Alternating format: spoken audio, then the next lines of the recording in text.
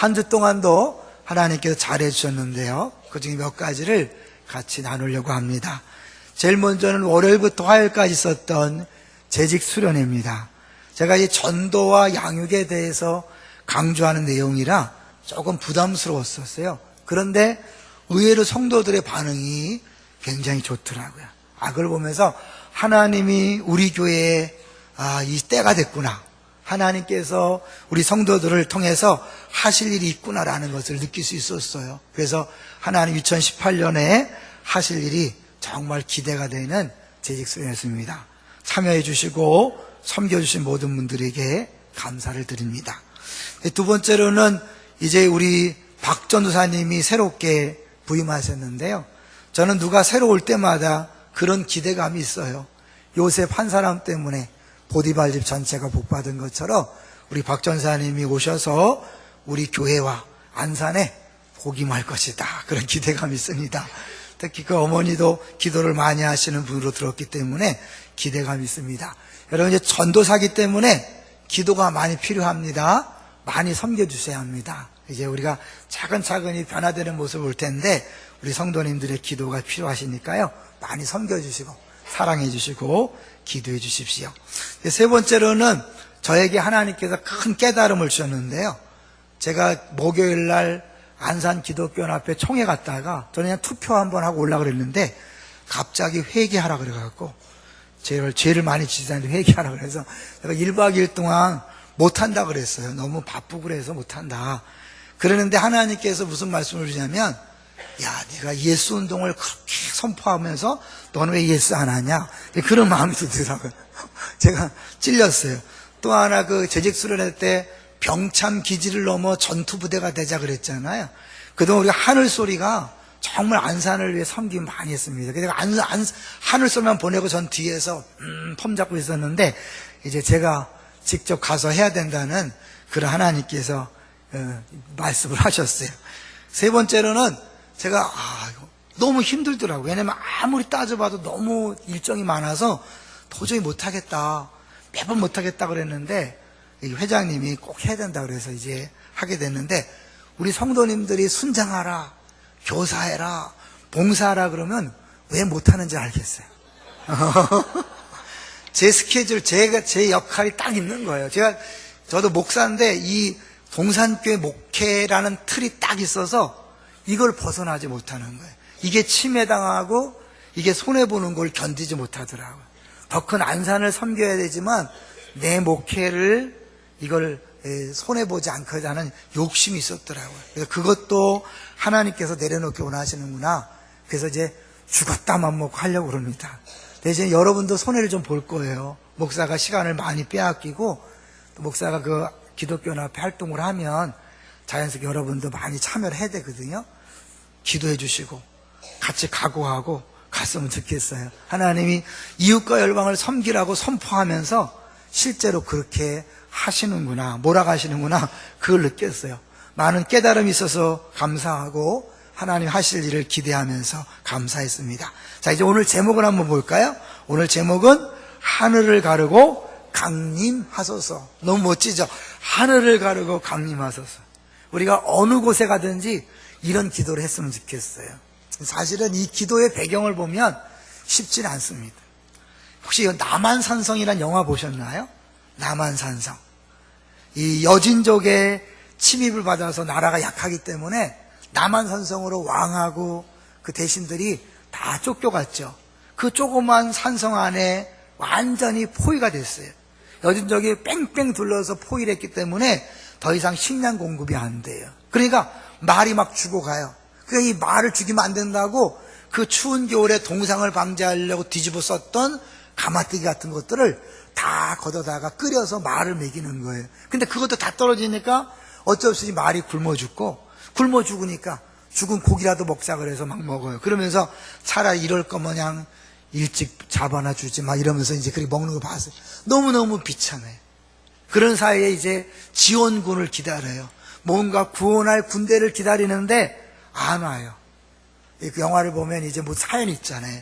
그 봉화가 이 연기가 올라와야 되는데 아무리 기다려도 안 와서 그걸 주장했던 대신은 이제 자살하는 그런 장면이 나오는 것이 남한산성이에요. 참 비참한 거죠. 나라가 약해졌을 때 얼마나 힘든가. 그런데 그걸 보면서 저는요, 이 구원이란 개념을 한번 생각해 봤어요. 그 안에서는 어느 누구도 해결이 안 돼요. 누구도 해결 못 해요. 그럼 어떻게? 바깥에서 구원자가 와야 돼요. 구원의 부대가 와야 돼요. 사실 우리가요, 성경을 보면서 이 구원이란 개념이 그런 거예요. 우리 안에는 해결책이 없어요. 우리가 할 수 없어요. 그래서 어떻게? 구원자이신 하나님을 바라보고 하나님 요청하고 주의 이름을 부르는 거예요. 이해되시죠? 자, 이제 그런 배경을 가지고 한번 볼 거예요.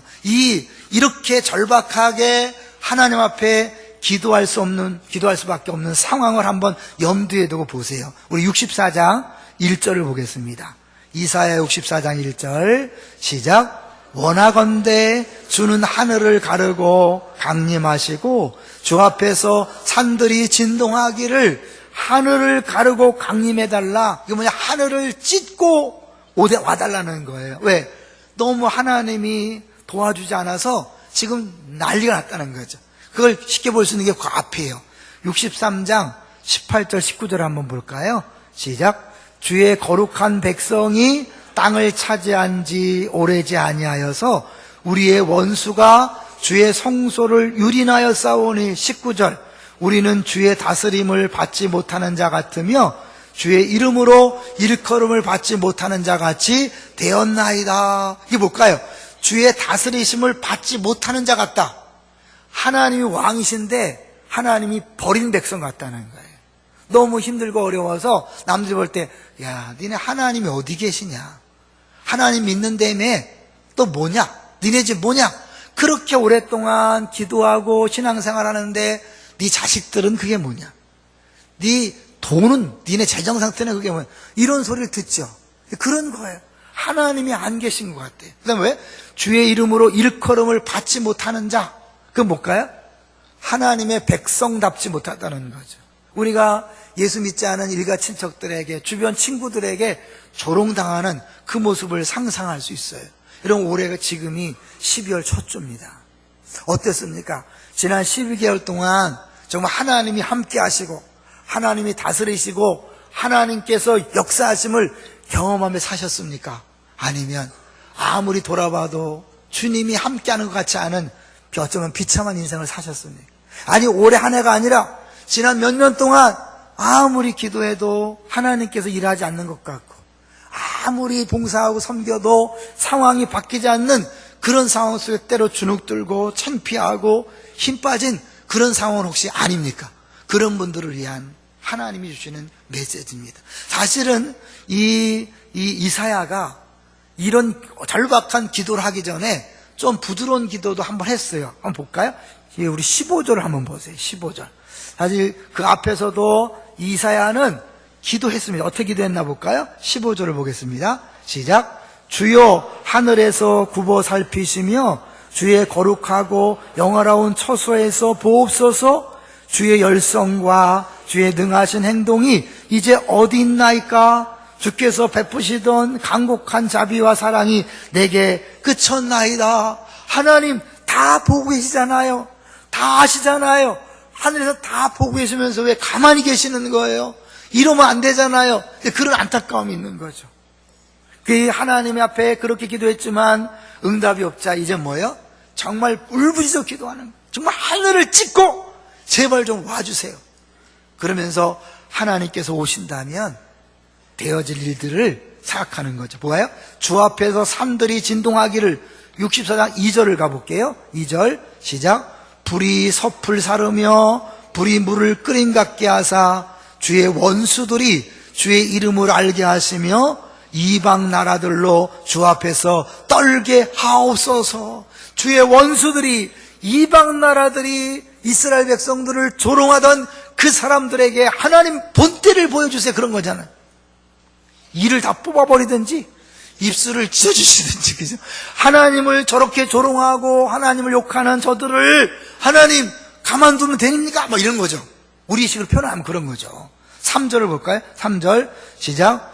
주께서 강림하사 우리가 생각하지 못한 두려운 일을 행하시던 그때에 산들이 주 앞에서 진동하여 싸우니 뭐가 연상되는 거예요? 이미 과거에 하나님께서 진짜로 임하셔서 역사했던 장면을 떠오르는 거예요. 어떤 장면입니까? 이스라엘 백성이 애굽을 나와서 시내산에 갔을 때 시내산에 하나님이 강림하셨죠. 빽빽한 구름 사이에 불꽃이 보이고 천둥 소리가 울리는 그런 가운데 정말 위험 있게 능력 있게 감히 사람들이 접근할 수 없을 정도로 그렇게 나타나신 걸 볼 수 있어요. 이게 뭐예요? 하나님이 나타나시면 인생의 모든 문제는 해결될 수 있다는 거죠. 지금 어려운 상황, 쉬운 말로 한 방에 해결될 수 있다는 거예요. 이 선지자는 그것을 사모하는 거. 하나님 그렇게 역사했사오니 지금도 한번 역사해 주십시오. 4절을 볼까요? 4절 시작. 주 외에는 자기를 앙망하는 자를 위하여 이런 일을 행한 신을 귀로 들은 자도 없고 눈으로 본 자도 없었나이다. 다른 신은 못해도 하나님은 하잖아요. 하나님은 가능하잖아요. 그 절박함으로 믿음으로 기도하는 거예요. 정말 믿는 거죠. 하나님이 한 번만 나타나면 세상은 변합니다. 달라집니다. 여러분, 사실은 우리가 자녀 문제 때문에 많이 힘들어하잖아요. 부모들이요. 사춘기 아이들, 내 마음대로 되지 않는 아이들, 부모가 어쩔 수 없어요. 그러나 하나님 만지시면 간단히 해결될 수 있는 줄로 믿습니다. 하나님이 하십니다. 복잡한 인간관계, 시댁과 꼬인 관계, 친정과 꼬인 관계, 이웃과 꼬인 관계, 내가 풀 수 없어요. 오래됐어요. 하나님이 역사하시면 눈 녹듯이 모든 관계가 풀어질 줄로 믿습니다. 돈의 문제는 뭐 더 아무것도 아니겠죠. 건강 문제도 아무것도 아니겠죠. 우리가 보는 수많은 정치, 경제, 사회 모든 분야, 어떤 분야도 하나님이 역사하시면 다 해결될 수 있는 줄로 믿습니다. 그리고 이거 우리 기도의 근거잖아요. 전능하심을 믿고 기도하는데 문제는요, 이렇게 기도하다 보면 반드시 경험하는 게 있어요. 정말 여러분이 허공에 대고 막 그냥 부르짖어 기도하고 그냥 자기 시원하게 스트레스 풀고 가는 게 아니라 정말 전능하신 하나님을 믿고 그 앞에서 간절히 기도하다 보면 경험이 있어요. 어떤 경험일까요? 자기를 발견하는 경험이 있는 거예요. 5절을 볼까요? 자기 자신이 얼마나 죄악 중에 있는가를 발견하게 돼요. 5절을 보겠습니다. 시작. 주께서 기쁘게 공의를 행하는 자와 주의 길에서 주를 기억하는 자를 선대하시거늘 우리가 범죄함으로 주께서 진노하셨사오며 이 현상이 이미 오래되었사오니 우리가 어찌 구원을 얻을 수 있으리까? 하나님은 능히 다 하실 수 있고 하나님 한 번만 역사하면 되는 줄 믿는데 기도하다 보니까 어떻게 해요? 우리의 모습이 보이는 거예요. 우리가 죄를 져서 주 앞에 감히 설 수 없고 주님이 구원할 수가 없는, 너무 더러우니까, 너무 죄가 가득하기 때문에 구원할 수가 없는 거예요. 왜? 공의로우신 하나님이 죄를 묵과할 수 없잖아요. 그걸 또 깨닫는 거예요. 6절을 볼까요? 6절 어느 정도냐면 6절 시작. 무릇 우리는 다 부정한 자 같아서 우리의 의는 다 더러운 것 같으며 우리는 다 잎사귀같이 시들므로 우리의 죄악이 바람같이 우리를 몰아가나이다. 여기서요, 부정하다는 것은 구약 성경에서 하나님이 받지 못할 부정한 짐승들, 피를 흘린 부정한 여인들, 문둥병에 걸린 부정한 사람들, 하나님 앞에 나아갈 수 없는 그 상태를 얘기하는 단어를 쓰는 거예요. 그러니까 하나님 앞에 갈 수도 없고 하나님 올 수 없는 거예요. 왜? 부정하기 때문에. 그러니까 어떻게 해요? 이제 절망이죠. 다 부정하다, 다 더럽다, 다 잎사귀같이 다 절망 상태인 거예요. 이거는 이사야 53장 6절을 기억나게 합니다. 우리는 다 뭐해서? 양 같아서 그릇 행하여 제 갈 길로 갔거늘. 사실은요, 우리가요, 우리의 죄성을 발견하게 될 때 그때 구원의 소망이 생기는 거예요. 그때 복음의 소식이 들려오는 거예요. 사실은 이제 우리 신앙생활은요, 하나님이 처음 예수 믿을 때가 죽을 때까지 뭘 하시는 작업이냐면 내가 얼마나 죄인인가를 깨닫게 하는 게 신앙생활이에요. 여러분이 매 순간마다 죄를 깨닫는 것, 그게 신앙생활 잘하는 거예요. 성경을 보면 볼수록, 기도하면 할수록, 예배를 드리면 드릴수록 자기의 죄성이 깨달아져서 더 낮아지고 더 겸손해지고 더 부족함을 느낄 때 우리의 십자가와 하나님의 사랑이 어떻게 해요? 더 크기와 넓이가 느껴지는 거예요. 사실 주님 사랑은요 변하지 않아. 여기에요. 내가 요 정도인 줄 아는 사람은 요만큼이 사랑이잖아요. 내가 지나면서 이만큼 죄이냐? 더 큰 거죠. 넓은 거죠. 이만큼 죄이냐? 더 그거예요. 골짜기가 깊어갈수록 나중에 뭐예요? 철저하게 주님을 깨달을 때 모든 게 은혜라고 바울이 고백하는 거예요. 그 바울은요, 그가 쓴 서신서를 보면 시간이 지나면서 고백이 변하는 거 많이 들으셨죠? 어떻게 처음엔 사도 중에 작았다. 사도랑 비교해요. 그 다음에 성도 중에, 그 다음 마지막에 어때요? 죄인 중에. 점점 더 줄어드는 거예요. 사도 중에, 성도 중에, 죄인 중에. 그것도 뭐예요? 괴순이라. 내가 가장 나쁜 놈이라는 거예요. 사실은 우리 개인 고백은요 그래야 돼. 왜? 우리가 겉으로는 모르잖아요. 근데 자기는 알잖아요. 내가 평상시에 무슨 생각을 하고 무슨 행동을 하는지 다른 사람은 모르지만 자기는 알잖아요. 그러니까 왜? 내가 다른 사람 모르기 때문에 내 눈에 보이는 다른 사람은 그렇게 나쁜 죄인이 아니에요. 나는 내가 알기 때문에 가장 나쁜 죄인이에요. 동의하시나요? 그런 고백이 안 나온다면 아직은 신앙 수준이 안 된 거예요. 철저하게 자기를 발견하고 죄성을 발견할 때 주님, 내가 주 앞에 나갈 수 있는 근거는 손톱만큼도 없습니다. 나는 완벽한 죄인, 죄에 쩌드는 죄의 짱아치 철저하게 죄에 타락하고 철저하게 부패했다는 칼빈지 오데이 거기서 나오는 거예요. 그랬을 때 뭐예요? 이제 우리는 다 양 같아서 그렇다하여 제길 길로 갔기를 여호와께서는 우리 무리의 죄악을 그에게 담당시키셨도다. 그래서 사실 이사야 선지자가 죄성을 깨달으면서 동시에 뭘 발견해요? 다시 하나님의 그 사랑, 은혜를 붙잡는 거예요. 그게요 8절 보세요. 8절. 7절은 좀 이따 보고요 8절로 가볼까요? 뭐라고 얘기해요? 그러나 여호와여, 그러나 여호와여, 우린 쇳덩어리고 다 하나도 주 앞에 나아갈 수 없습니다. 그러나 여호와여, 이제 주는 누구다고요? 우리 아버지시니다. 실제로 이스라엘에 대해서 하나님이 너는 내 장자다, 애굽에서 건져낸 다음에 내 아들이다 이야기했어요. 하나님, 이스라엘 백성이 잘해서 아들 삼은 것이 아니라 하나님 먼저 아들로 택해 주셨어요. 영접하는 자, 곧 그 이름을 믿는 자들에게는 뭐죠? 하나님의 자녀가 되는 권세를 주셨으니 우리도 예수 믿을 때 다 하나님의 자녀가 되는 거 기억하시죠? 이스라엘 백성을 애굽에 건져내고 내 장자라 그랬어요. 아들이라 그랬어요. 그걸 붙잡는 거예요. 하나님 우리 아버지잖아요. 그 다음에 또 뭐예요? 우리는 지르기요, 주는 토기장이시니 우리는 다 주의 손으로 지으신 것이니이다. 왜 이런 고백을 할까요? 하나님 만들었으니 우리가 얼마나 부족한지 아시잖아요. 내가 약한지 죄덩어리인지 아시잖아요. 그거 하는 거예요. 우리 이 근거를요 시편을 한번 볼게요. 시편 103편. 찾기 어려우신 분들은 화면을 보시면 나올 거예요.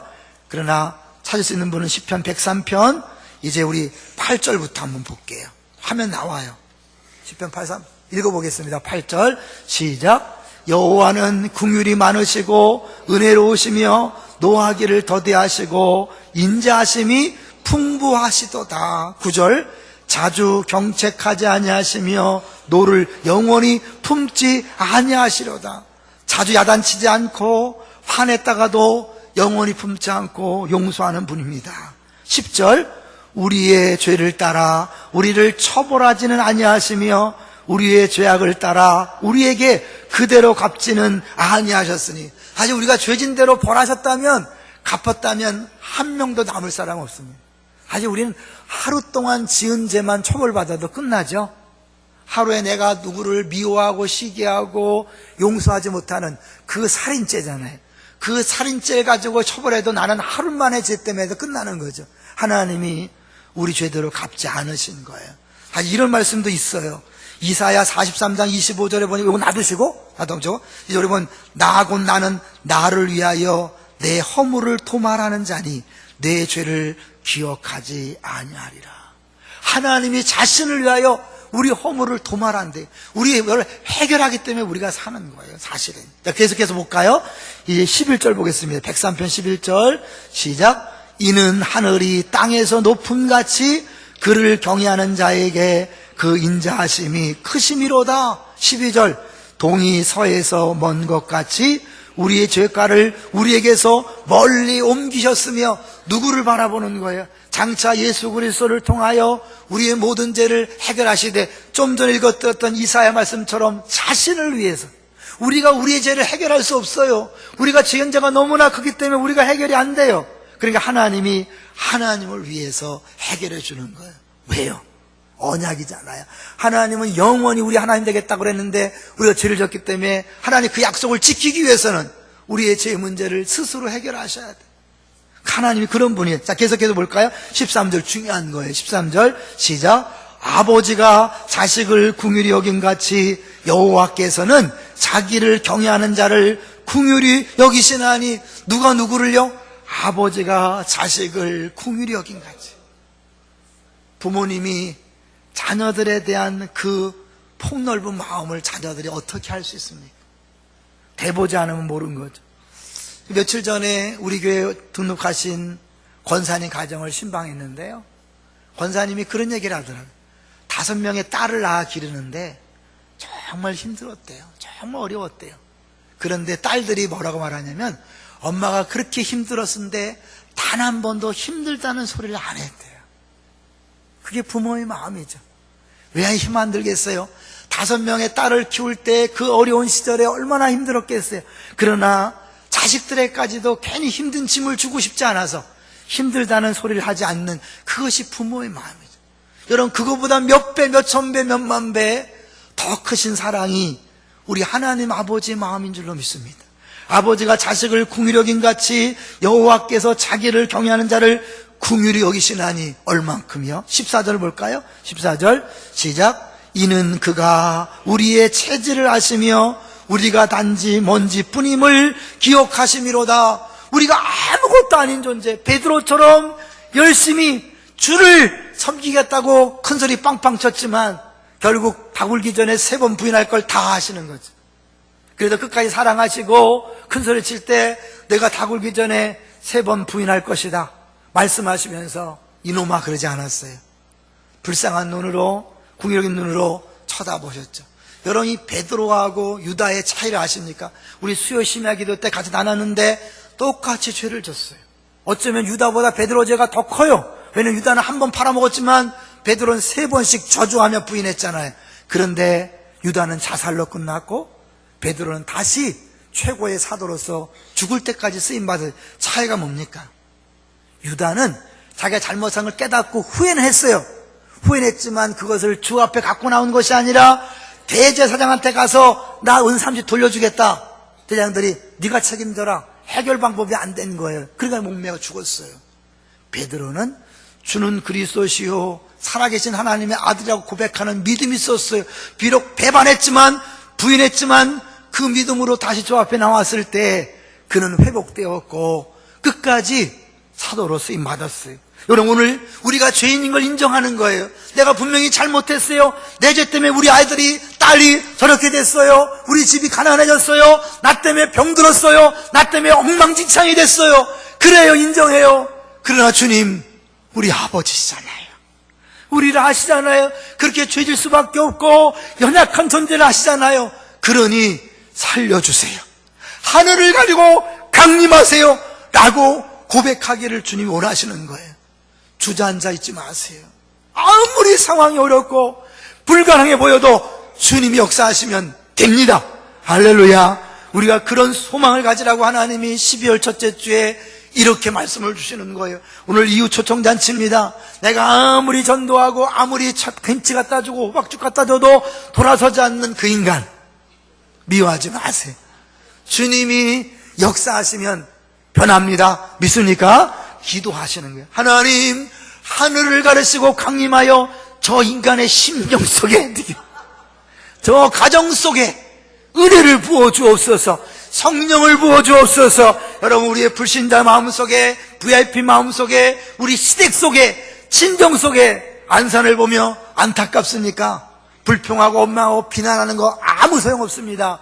기도하십시오. 하나님, 안산 원곡동에 우리 다문화 가정 위에, 우리 세월호로 아파하는 식구들 위에 하나님께서 성령을 통하여 강림하여 주옵소서, 부어주옵소서. 저 북한 땅 우리가 언제까지 핵 때문에 전쟁 때문에 쩔쩔매는 것이 아니라 하나님 이제 전 세계 복음화에 쓰임받는 민족이 되게 해주십시오.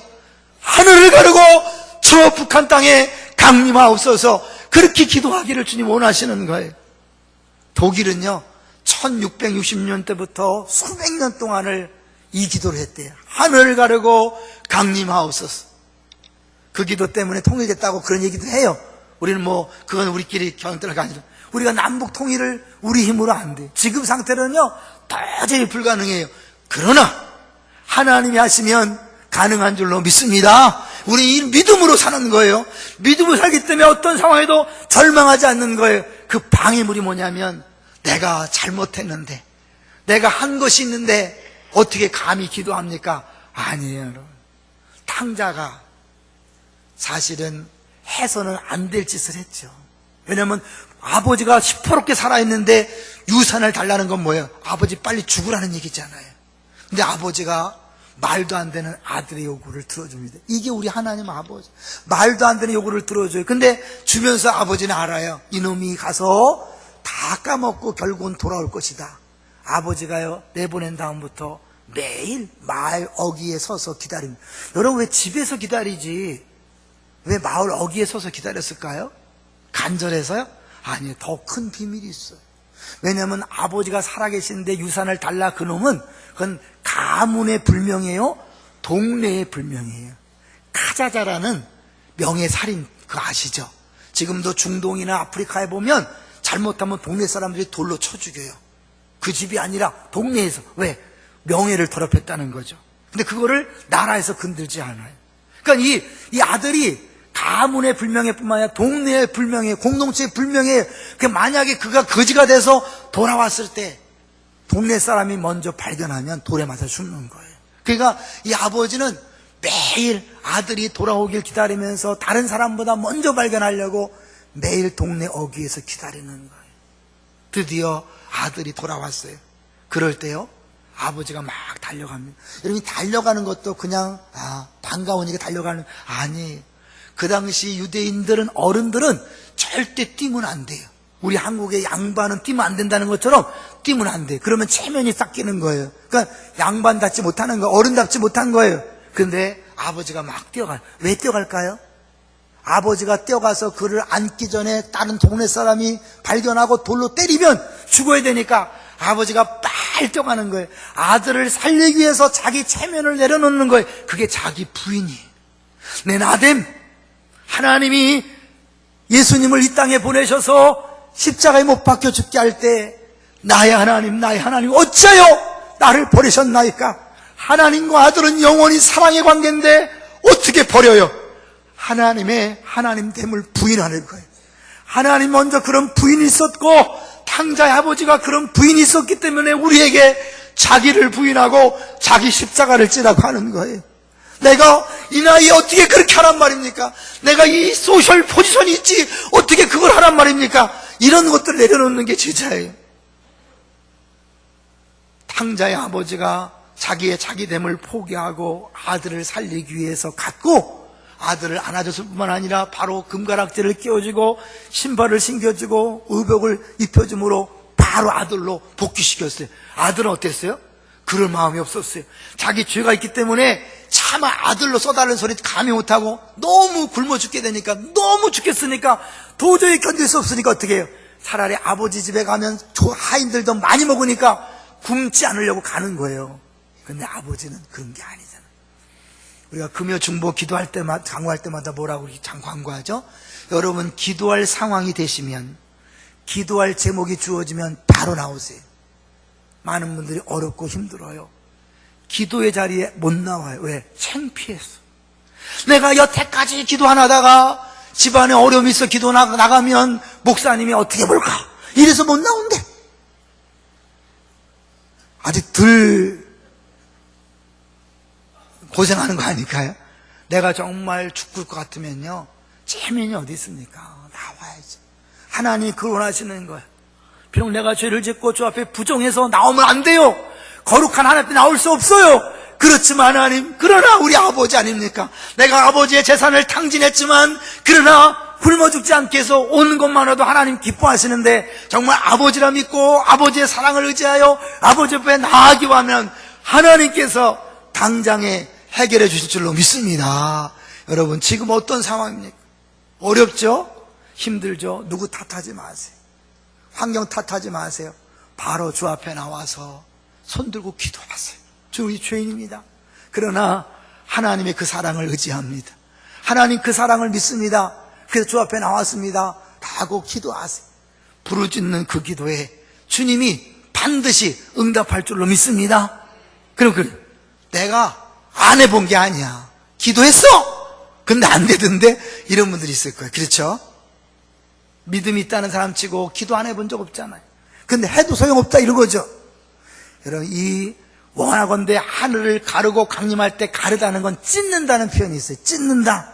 히브리어를 70인경 헬라어로 바꾸는 게 70인경이, 그때 헬라어 두 개가, 이 가르다라는 히브리어를 번역한 단어가 헬라어 두 개예요. 그 하나는 바카라는 것이고 하나는 카나라는 거예요.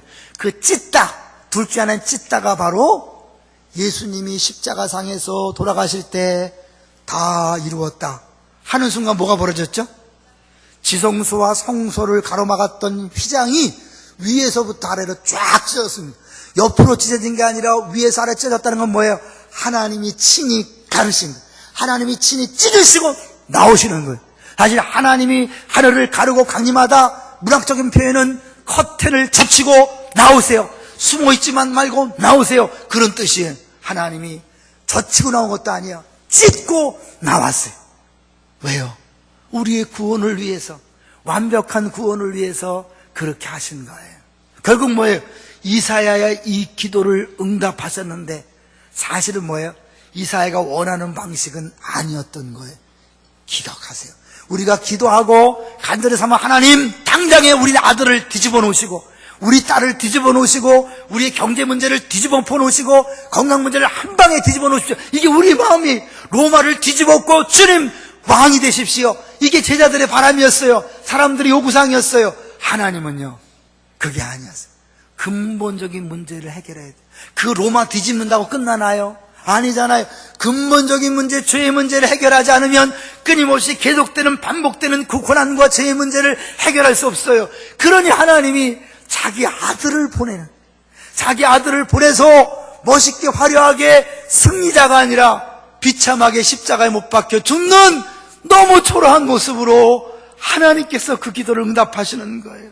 그리고 그분이 죽을 때 휘장이 찢어짐으로 응답했을 뿐만 아니라 그분이 승천하시면서 보내신 성령이 올 때 오순절 성령 강림이 이루어진 겁니다. 할렐루야. 결국 뭐예요? 성령 강림을 통하여 우리가 했던 그 놀라운 역사들이 나타난 거죠. 그러나 아직도 우리가 생각하는 것처럼 당장에 뒤집어 오는 걸 원해요. 지금도 우리가 기도할 때마다 하나님, 내가 기도했으니까 내일 새벽에, 내일 밤에 당장에 뒤집어질 줄로 믿습니다. 아니에요. 하나님은 큰 계획 속에서 전 세계를 주관하고 있습니다. 우리 아이를 전 세계를 위해 쓰시기 위해서는 시간이 필요한 거예요. 부모는 너무 힘들어서 우리 아이가 당장에 사춘기를 벗어나서 정말 효도하는 아이가 되고 싶지만 그 아이는 사춘기에 그 고통이 필요한 거예요.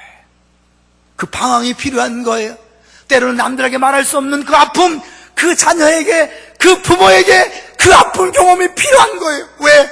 그걸 통하여 이웃과 열방의 수많은 고난당하는 사람들을 살리고자 하시는 하나님의 계획이 있기 때문에 그래요. 이 말은 뭐냐면 지금도 하나님은 우리의 기도에 응답하고 계십니다. 우리의 기도를 듣고 일하고 계십니다. 다만 우리가 생각하는 것처럼 우리의 방법대로 나타나지 않을 뿐입니다. 지치지 마십시오.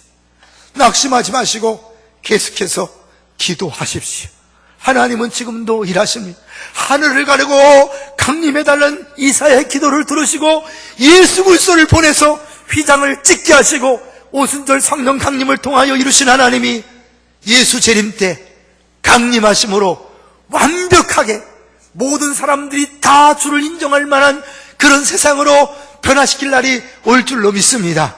주님은 그 기도에 응답하신 거예요. 그리고 우리에게 약속하셨어요. 자기 아들을 아끼지 않고 내어주시니가 어찌 그 아들과 함께 이 모든 것을 은사로 주지 않겠느냐. 아들까지 내어줄 정도로 사랑했다면 우리에게 필요한 자녀의 변화, 물질, 건강, 조직, 사회, 단체, 이 모든 것들 주님을 하시면 얼마든지 변화될 수 있습니다. 믿습니까? 여러분이 가는 곳마다 아픈 상황을 보고 기도하십시오. 모퉁이 돌 선교회 선교사님이 매일 카톡을 보내요. 최근에 보낸 카톡에 보면 이런 내용이 있어요. 영하 20도 날씨에 북한 주민들이 굶고 얼어 죽고 있다. 믿는다는 이유로 믿는 사람들은 더 고통을 받고 있다. 이번에 기생충을 통하여 우리가 짐작하고 있었고 알고 있었지만 그 실상이 정말 어떤지를 우리가 봤잖아요. 이 겨울에 또 얼마나 많은 사람이 굶어 죽을지, 얼어 죽을지 알 수 없어요. 못된 지도자를 만나 똑같은 한민족인데 고통당하는 그들을 위해서 우리가 기도해야 합니다. 우리 힘으로 어쩔 수 없지만 하나님, 저 북한 땅에 하늘을 가르고 강림하옵소서. 우리 안산을 바라볼 때 안타까운 지역들이 있어요. 저 원곡동에 가면, 선부동에 가면 너무 안타까운 일들이 많이 있어요. 그것을 놓고 기도하셔야 합니다. 하나님, 하늘을 가르시고 강림하옵소서. 지금 좌와 우가 극한 대립을 벌이고 있는 우리나라 어떻게 될까요? 서로 비난하지 마십시오. 사람끼리 어떻게 해결이 안 됩니다. 하나님, 우리 민족 가운데 하늘을 가리고 강림하셔서 이제 전 세계 복음화에 모든 에너지를, 모든 물질을 쓰게 해주옵소서. 너무 안타까워요.